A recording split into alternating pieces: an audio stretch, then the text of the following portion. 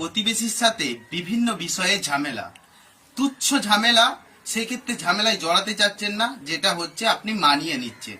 কিন্তু পরবর্তীকালে আপনার প্রপার্টি ধরুন ইউজ করছে, ব্যবহার করছে, সেখানে হচ্ছে হার্ম করছে, ক্ষতিগ্রস্ত করছে, সেক্ষেত্রে আপনি যখন দাবি জানাতে যাচ্ছেন তখন একটা বড় কিন্তু ঝামেলা হচ্ছে, আপনার উপর আক্রমণ করে বসছে।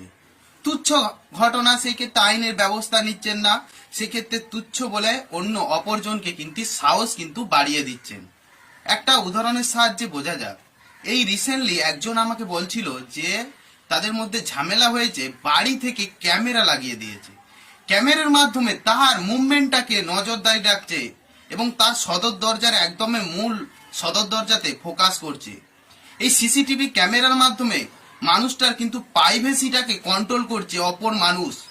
এই প্রাইভেসিটাকে কন্ট্রোল করছে, এটা হচ্ছে সংবিধান বিরোধী কার্যকলাপ।